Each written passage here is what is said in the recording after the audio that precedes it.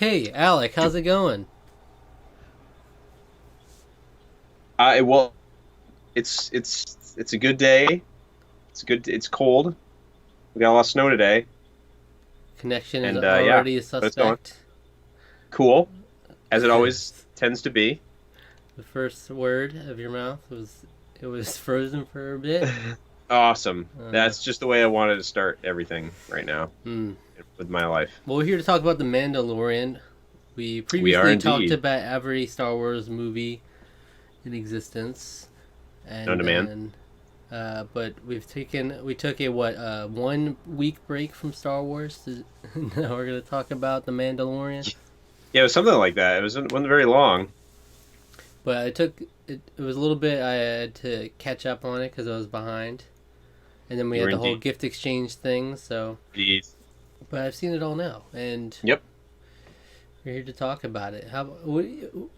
Where do we start? I actually didn't write many notes on this. Usually, I have detailed notes, but Yeah. Okay. Well, here's my hot take.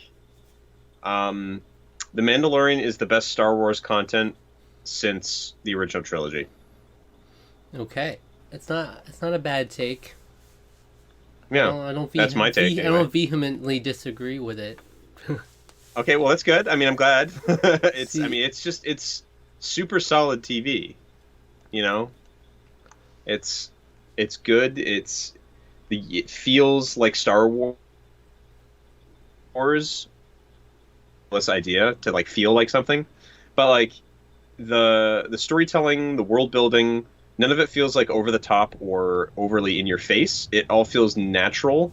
The stuff that we learn about the universe is kind of just a natural progression of the storytelling, um, which is nice. It's something I really appreciate. hmm, And that to me is what makes it feel like classic Star Wars. It's not afraid to take things slow and just be okay with taking things slow. And that's not to say the action isn't really good, which it is, but the storytelling is restrained. yeah. Um, Kind of my sort of first sort of thoughts about it, I guess. I really enjoyed the show. I've watched basically every episode twice, except for the last one, which I've only seen once. So, Well, I will say, yeah, it's definitely an objectively really well made show. Just mm, from a cinematography standpoint, from a directing standpoint, it's all really well done. I will say my hot take is that I don't think it's the best thing ever. I think it's oh, I really know, really good TV, but yeah. I feel like people hyped it up like well, talk it up way too much. In my I don't yeah I don't think it's don't get me wrong because I also don't think it's like it's not revolutionary by any means. But it's the It's not best like the thing since the greatest. original trilogy. That I mean, yes, I that's to be fair to the sequel trilogy. Uh-huh. That's not that high a bar to climb. This is I coming from mean, I someone mean, who I rated The Force Awakens yes, 9 out of 10. You're saying yes, this is it above is. a No, it is. It is. But you have to understand that like TV and movies are very different. I mean, this you could watch just as a long movie. I guess it'd be kind of disjointed because it works as a TV season very well. But I'm more talking in terms of just straight. There's a cohesion. The problem with the sequel trilogy is yes, I like individual parts of like individual films in the sequel trilogy, but as a whole, it's a mess. It's all over the place. I love the Rise of Skywalker, but that movie is just a mess.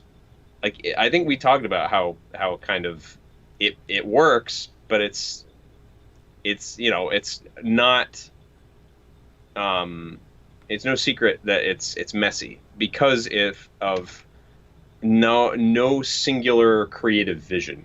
This has a singular creative vision and it's very apparent and it's beautiful.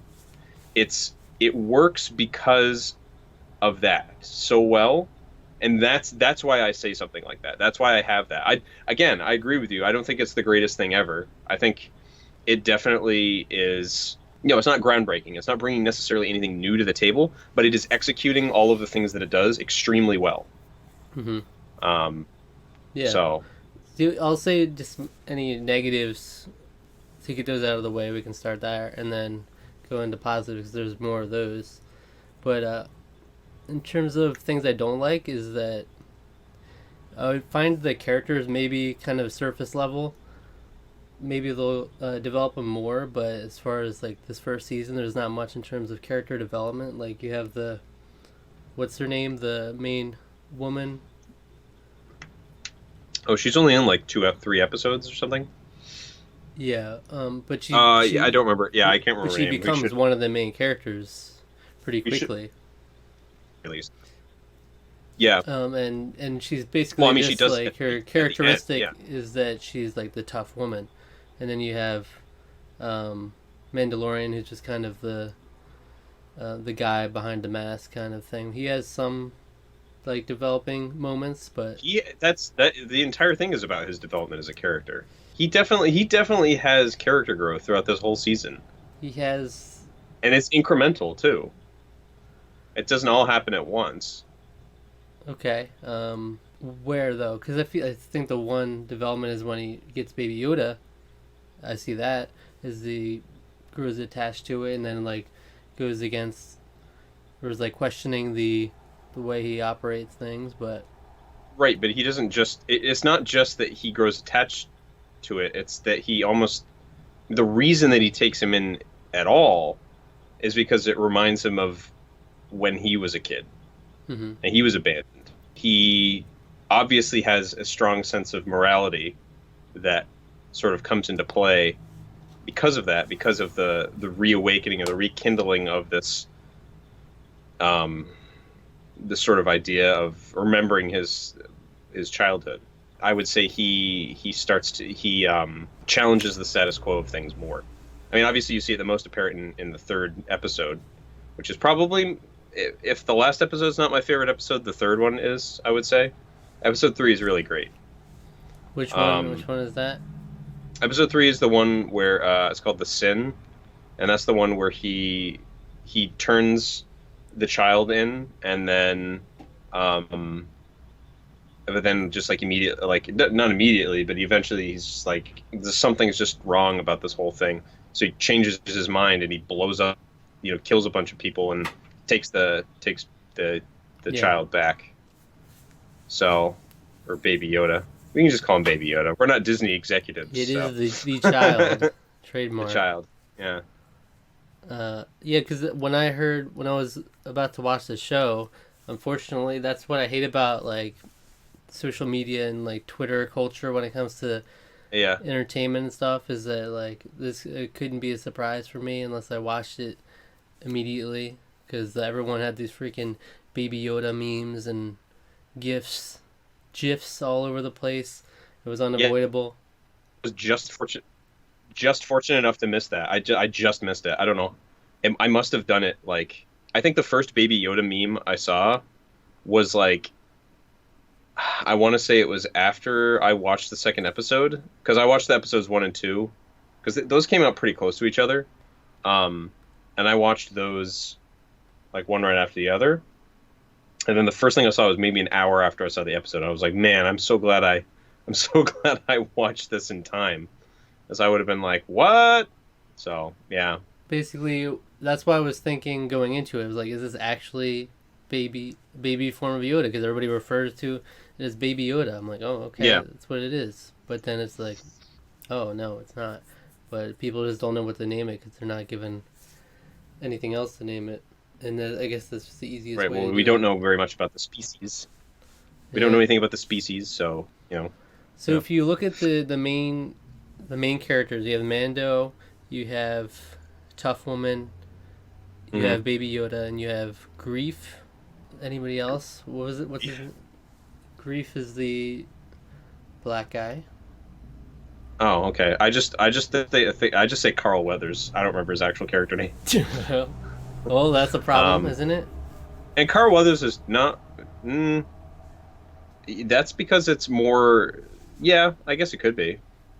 That's my point. It's a minor thing, but I'm just saying the characters are not like very solidified, other than just like you're supposed to like Baby Yoda and Mandalorian's pretty cool, but then it's just kind of like side characters that are main characters suddenly. I like Grief, I think, is a cool character. But yeah, it's like Yeah, I don't I like mean, know them by heart. You know, I'm not super attached to them. Like if anything happened to the woman, I really wouldn't have cared. right, but this, I mean, the whole first season is setting things up for more stuff to happen. I mean, the Mandalorian and the Baby Yoda are basically the only consistent characters throughout basically every episode. Hmm. Most of the rest is a rotating cast. Um, basically all the characters you mentioned are in at most 4 episodes. Yeah, but it's an 8 episode thing. That's a decent amount. That's half the season. But yes. But my point is, it's like when you're watching it, especially if you watch it spread out, week to week, that doesn't really. That doesn't really. I mean, it feels like a TV show. I mean, that's kind of the point. Like I'm not necessarily disagreeing with you, but I think that there's more to the characters than you're giving them credit for. Certainly the acting is pretty great. I mean, Carl Weathers he doesn't have to do anything, and he's just amazing to watch. Hmm. I think he's a great character. Okay, Um, so my main point is that I feel like most shows by the end of season one, I have more characters that I'm like looking forward to seeing more of, and for me, it's just the Mandalorian, Baby Yoda, and Grief, I guess. I want to see, yeah, I want to see like pretty much how, like what everyone's doing. We've seen so little of some of them that I'm looking forward to seeing more done with them. Like I really like the concept of a former Republic shock trooper and just her dealing with the sort of I mean, just dealing with the facts that there's not a war to fight anymore, and what she's gonna do with it now that she at the end of the season seems to be traveling with the rest of our company. There can be more stories with her, more things for her to do because I mean, she does stuff. But yeah, I would agree that she's definitely on. But I think there's a lot you can do with her character as a concept Hmm. in general to make for interesting stories in the future. Um, and I think it's the same with pretty much every character who survived. So like, what about like the Ugnaught character, um, Quill? I liked him, but again, I feel Yeah. like it was kind of I only liked him because he's on like a surface level way because like See, I wasn't he's emotionally affected by he, his death. I was because here's the thing. He's the moral center of the season. Hmm. All these horrible people with all one, well, Baby Yoda notwithstanding, he's like the one character that has just a positive outlook on things. And he's got, I mean, he has plenty of baggage. He used to work for the Empire.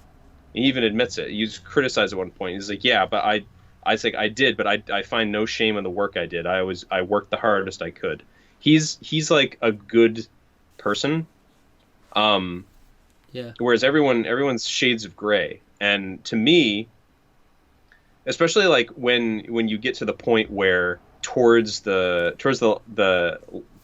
end of episode 7, I mean, you almost expect something's gonna happen where someone's gonna come in and save him, but Baby Yoda might still get captured anyway, or you can kind of fill.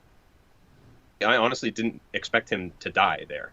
I didn't expect him to get caught, and I was sad when he did because I was like, it's like that was like the good character. That was the moral character of the show, and what's going to happen now? We still have this droid. It's very ambiguous as to what kind of stuff what he is. We like if we're in the Mando's shoes, we don't trust that droid for as far as we can throw him. And then it turns out that that's also Quill's deed is the outstanding thing that saves everybody at the end of the season. Yeah, I think the whole final sequence, the whole final episode is done really well with that. Yeah. What did you think of the episode with Bill Burr? That episode I loved that episode. It was so simple. It was just I mean, it's nothing revolutionary, but it was just so simple, and 4 or 5 characters, the Mando gets put in with these people he used to run with back in the day, and he basically knows from the get go is like this isn't like what I planned for, basically, and he just has to deal with it, and it's just simple sets, but it's just fascinating character study of all of these, him having to deal with his past, to deal with all of these horrible rogues gallery of doing this heist. It's a fun episode. It's I watched it with my I watched most of the series. The reason I've seen a lot of the episodes twice is because I watched the series again with my extended family, my nephew and nieces, and my nieces were fairly younger. Were all like very like, ugh, they were all creeped out by the crew that he had to run with in the episode, and so it made them feel kind of like none of them were very they felt that episode was a little spooky, and the reason why is just because like those people are off-putting. They're not nice, and the Mando himself is already a gray kind of person. Yeah, but because you kind of know where he stands on things, but these people are all so I think I like that episode a lot. Yeah. Okay. Why why just to bring that up? Because I wasn't sold on that episode, and I watched like a couple reactions, and people seemed to really like the episode, and I just like it felt kind of like Suicide Squad-esque to me, which is a very good thing for me. But I was like, I just thought it was weird how it just had this group of people that we didn't really know, and then Bill Burr has almost become like, he is beyond the character at this point. It's like it is just Bill Burr playing a role. See, I honestly, here's the thing, I don't really know Bill. Yeah. So that didn't affect me at all. I've just seen him like have these little cameo roles in a couple of things, and they're really similar in how they do them, and it's almost like in your face like Bill Burr. But I liked it, and I thought the character was funny too. But I just wasn't sold on the episode. I didn't know why people loved it so much. Like I really liked some of the moments and some of the action in it, like the red guy getting his head crushed in that door was great. I mean, I think it's a good. You see that he's also changed a little bit as a person. In the past, he may have just straight up killed all the people. Yeah. And all he ends up killing, and basically letting the rebellion kill, are the people who sold him out the worst. His old guy who set him up on this job, and the person who was just the person they went there to rescue. Basically finishing the job, more or less. And there's just something really poetic and satisfying about that whole thing. Them all getting left in a Republic prison thing. I don't know. I think that to me may be why it's so satisfying. Because he's still able to get the better of everyone. He's able to outsmart everyone even though all the odds were kind of against him. So. Or the last thing they'll say, I wasn't a fan of showing his face. I didn't feel like it was necessary, and I felt like it kind of took away from the whole Mandalorian thing. I thought it would have been fine, like especially since there's going to be more seasons, like maybe down the line.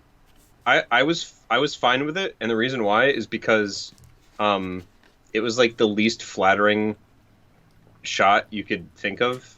His face is all like sweat and blood covered. Yeah.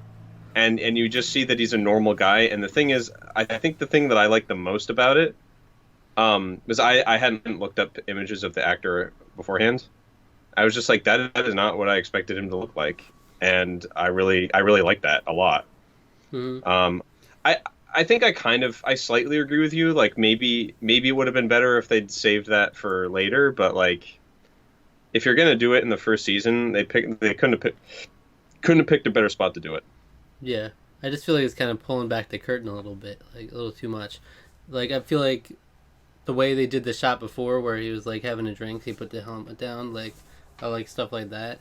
And if they just did that final thing where he took his helmet off for the droid, but then we saw a different angle of it. Would have been cool. But it's a minor thing. It doesn't really affect anything. It's just like, oh, well, now the whole mysteriousness around him is kind of lost. Because, like, we know who that guy is. That's all the negatives, though. Like I said, I really like pretty much all the episodes are fun. And it's like, it's cool seeing a world that's kind of like taking itself so seriously, but it's still the Star Wars universe, and you get to have like these new discoveries, and then also seeing species and kinds of elements that you're familiar with at the same time popping up along the way, and just really well directed. It's things except not done in a way that feels cheap or cashing in.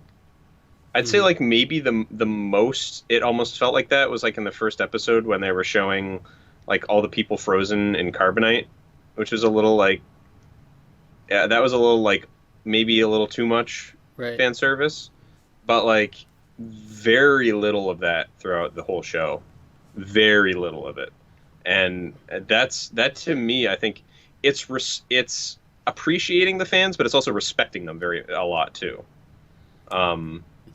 Yeah, I would say you could easily say this is much more tastefully done than like the prequels, where it's like night and day. To like, this is how you take the universe and treat it with a certain level of respect, and also like there's no obnoxious like gross looking CGI and stuff like that. Yeah, it like really detracts from it. It's like all just feels like you're in that world. I mean, they had prequel references in this too. The little robots on Tatooine. Yeah, those guys are great. That was fun. I loved that reference. I was like, yeah, those guys are cool. Yeah, and when Bill Burr himself made a reference, I forget what it was. Yeah, Gungan. The Gungan. Yeah, it's like maybe he's a Gungan, and then he said something in like, "We said don't." Yeah. Baby Yoda is just very like, top notch. Like every scene he is in is great. Oh, totally. Yeah, he's adorable. He is the reason my youngest niece was watching the show at all. And she'd always ask, "Where's Baby Yoda?" Yeah, exactly. So it's just that character is just so cute, and I like. I know some people are kind of complaining that the character is just cute for no reason other than just to be there. But I think because we are like, we're shown the perspective of the Mandalorian pretty much throughout the whole thing. I think I don't feel that it's just cute insert. Like, he feels like such an important part of the Mandalorian's journey throughout the whole season that not having him wouldn't have felt right, given that was the direction they were going with. Plus, I mean, it's a nice offset to how. I mean, it's basically like it would be like having a little kid along during a Western, right? I mean, that's basically what this show is. It's straight up a space Western, and I think to me that's the biggest appeal it is to me. I really like Westerns, or at least the concept of Westerns. The kind of like the loner who's kind of not outside the law. He's a little edgy, but he has a moral center and a moral compass, and he fights for what's right, and he does what's good, but he's also not afraid to lay down some old school hard justice when it's needed. I think Baby Yoda is adorable, and I'm glad he exists. Yeah. So how much worse do you think the show would be without Baby Yoda? Like, is it would? I feel like it's a night and day. Like, I feel like it would be a little. Yeah. I mean, I don't know what they would be able to make the Mandalorian's like change of heart come from. Yeah. What if it was like an ugly child? Would people care as much? Well, I mean, you could make the estimation that it is kind of ugly. It wouldn't necessarily be as ugly if it wasn't for the large, lovable eyes. A baby Gungan. It's like, but a baby Gungan might actually be kind of cute. Here's the thing: our brains are like geared towards liking small, cute things. it affects I don't know, there's just like chemical in our brain, dopamine, I guess, is sort of affected by cute small things. Um, so whenever we see things like that, like a dog or like a small puppy or anything like that, that activates a positive reaction. So I mean, yeah, I mean you could probably find any other baby creature probably would have worked, Hmm. um, but I am curious. I mean, they've never really done anything with Yoda's species before in Star Wars. George Lucas has always been pretty uh, hush hush about it. Either that's just he doesn't know, or he has known Yeah. all the time kind of what the idea is, and he just won't tell anybody because who knows why? He's a strange man. I don't know. I'm interested. I think the creative are very capable. They have a history of good work. We have Jon Favreau, who is a solid actor and director in his own right. And we have Dave Filoni, who's been with Star Wars since the prequel days. Um, he would consult with George Lucas on the Clone Wars cartoons. And yeah, I mean, I if they're in charge, I think the future of Star Wars is very bright. Yeah. Um, so I honestly I don't really have too many negatives to say. I will kind of echo some of yours. I mean, it's not the most revolutionary thing ever. It's definitely hitting tropes. It's definitely, like you said, there's some under stuff that's underdeveloped. But I think overall groundwork for a really great season two, and and I think that yeah, I mean I'm just I what I, it's not very often you can say that a science fiction series had a great first season. Like really any. Like you talk to me about any Star Trek season having a good first season, maybe the original series, but any other one, no way. They're all pretty rough. Hmm. I would even say, controversial statement, I would even say another amazing space western sci-fi series, Firefly, which I love. I'd say like maybe just a little more than half the episodes are great, and the rest are a little. I'm not always too crazy on every single episode in that series, but Yeah. um, I think basically in this series has way more positive than it does negative. And I think I liked basically every episode too. That to me is just I don't know. I think there's get that guy in charge. Get Dave Filoni in charge of Star Wars. You know. Mm-hmm. I think he knows what's where it's at. So All right. yeah. So, what do we rate it out of 10 for season one? And we can come back in season two to see if it's gotten better or worse.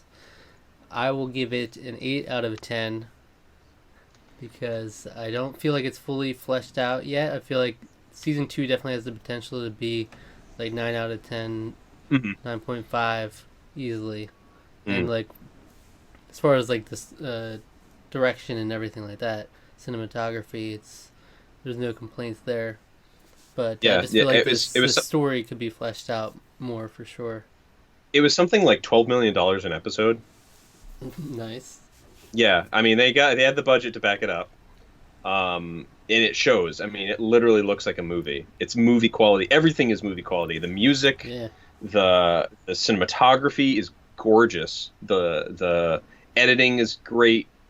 The cinema, yeah, it's all Oh it's yeah, all triple I love triple A. Mandalorian's theme too. Works really well. Oh yeah, It's like that. It you does you have that know I've Western vibe. yeah I've been humming it. Yeah, so I'm gonna give it an 8.5. I really like the show. I think it's not perfect like we said, but I think it's very entertaining, and I'm definitely gonna rewatch it more. Uh, Yeah. it's just a super easy show to put on, and it's just so entertaining. I think we basically summed it up there. So Looking forward to the Obi-Wan series because that's directed by one of the people who. What episode did she direct? It was like a really good one, I thought. Or it was the one where they were all they were training that little oh, the village. the village, I think. Yeah, yeah. I don't remember her name, but Yeah. that's good. That's a good on her. I'm looking forward to that then. See, here's the thing: is that I had once envisioned, inspired by my brother, that an Obi-Wan TV series would basically be a space western Hmm. called Old Ben. Yeah.